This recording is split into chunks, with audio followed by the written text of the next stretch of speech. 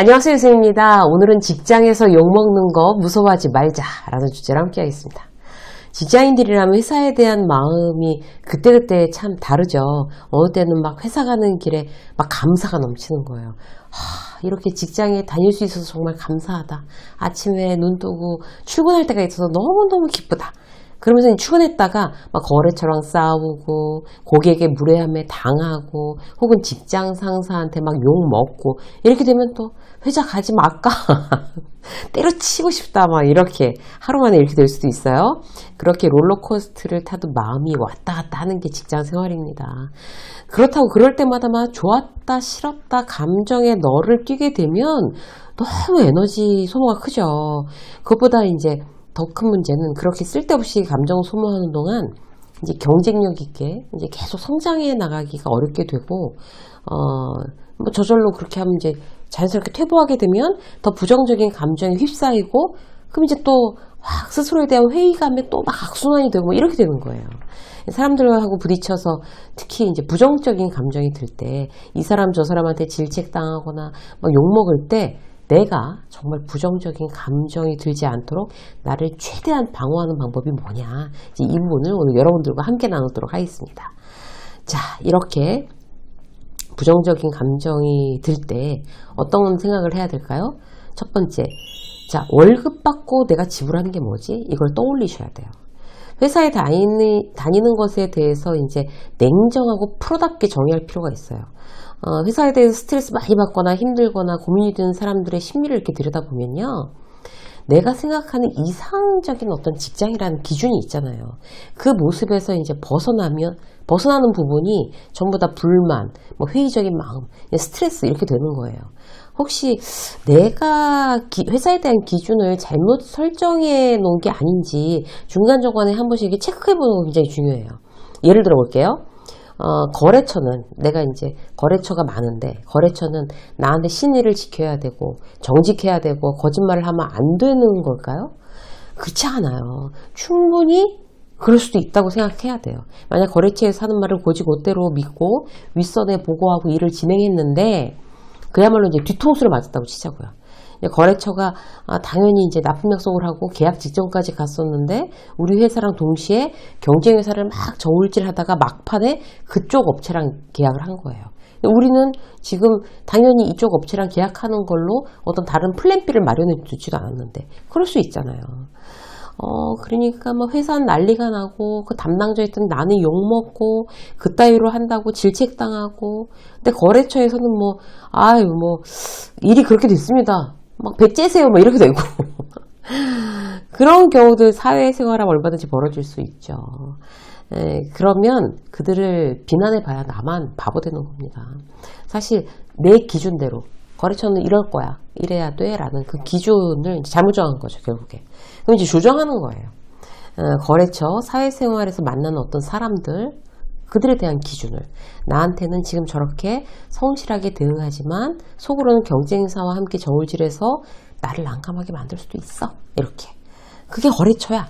거래처의 기준은 최우선은 이익이니까 이렇게 내 기준을 수정하면 돼요. 이게 그야말로 이제 경험이 되는 거고 이제 노하우라고 얘기가 되는 거죠. 또 하나의 예를 들어볼까요? 직장 상사는 나를 인격적으로 대하는 그런 기본 품성을 가지고 있어야 한다라고 내가 기준을 세워놓으면 또 어떻게 돼요? 또 막 스트레스 받는 거죠.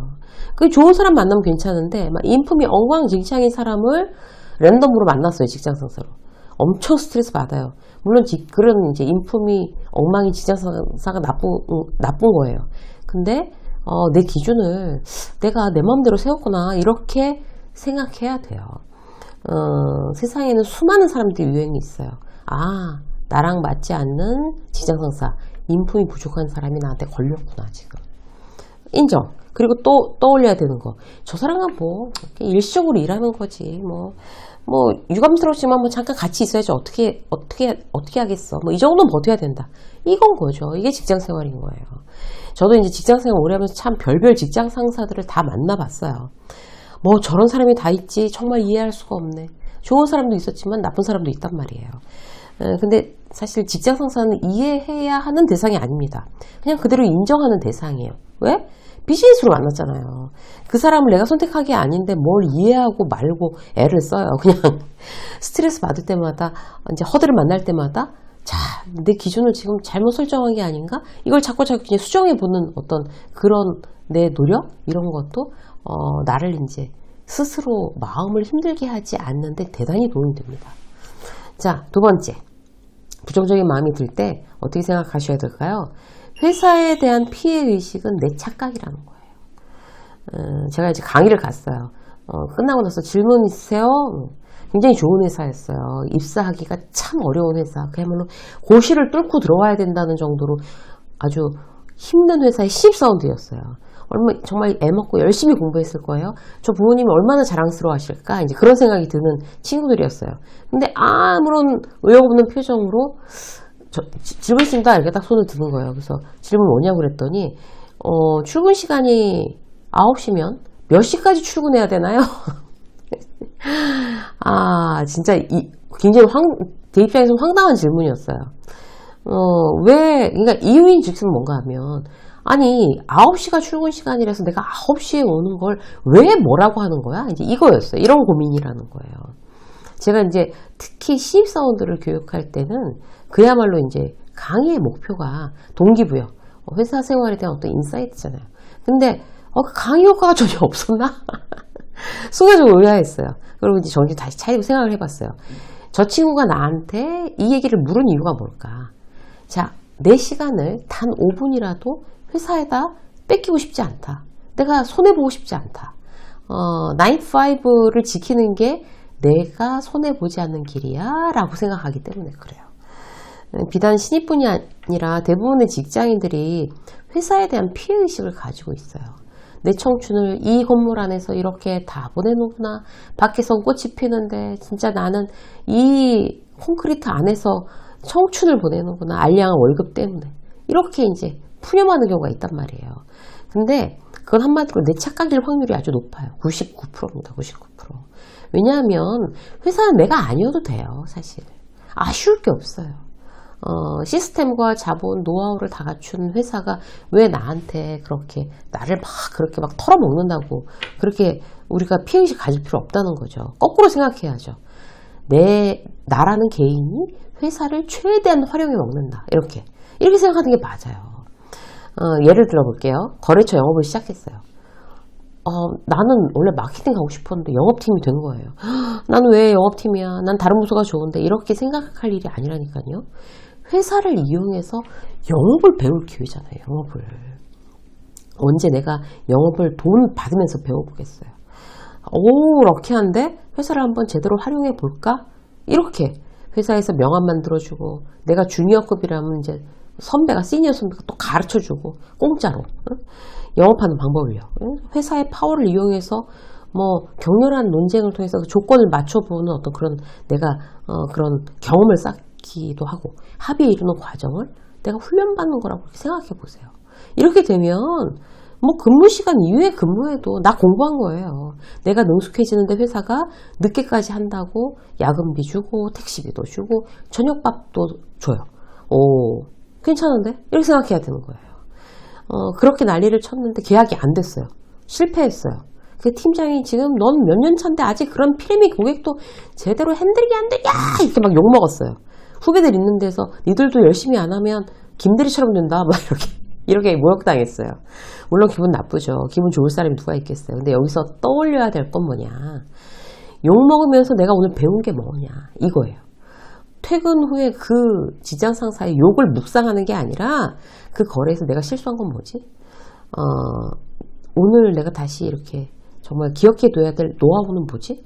이 부분을 기록하고 다음부터는 진짜 이렇게 해봐야 되겠다. 이게 바로 회사를 활용하는 방법이에요.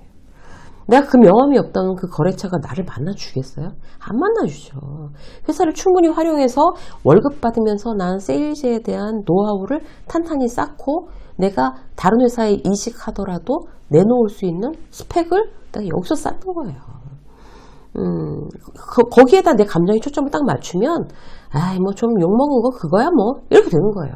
물론 욕하는 사람이 나쁜 사람이죠. 무례한 사람, 그 사람이 정당화되는 건 아니에요. 그런데 그 사람에게서 그 사람한테 부당하다고 여기고 내가 속을 끓일 필요는, 지나치게 속을 끓일 필요는 없다는 거예요.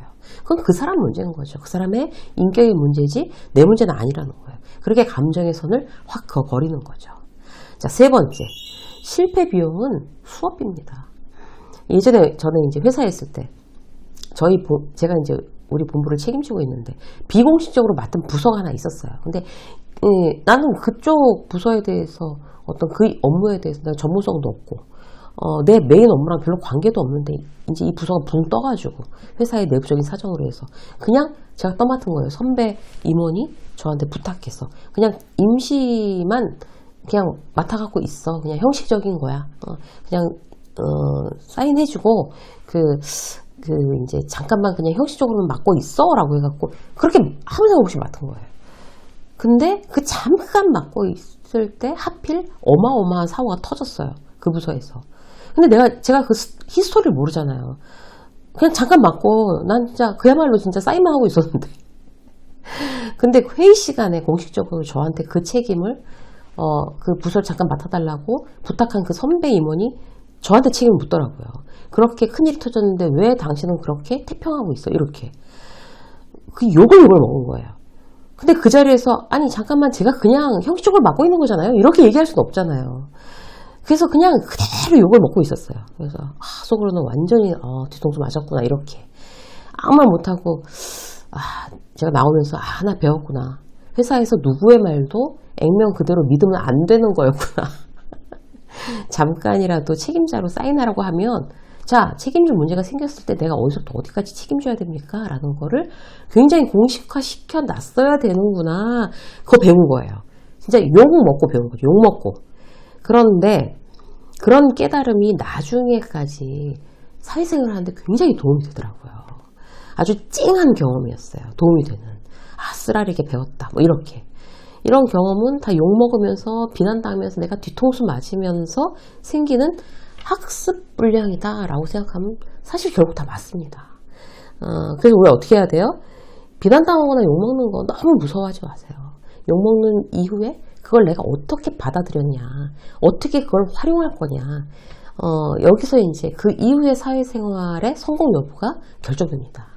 오늘 또 하나 배웠다 이렇게 딱 퉁치셔도 돼요. 욕먹는 거는.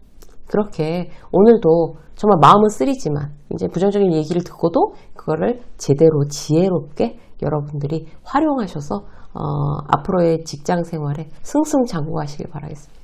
이세의 직장성 여기까지 하겠습니다. 고맙습니다.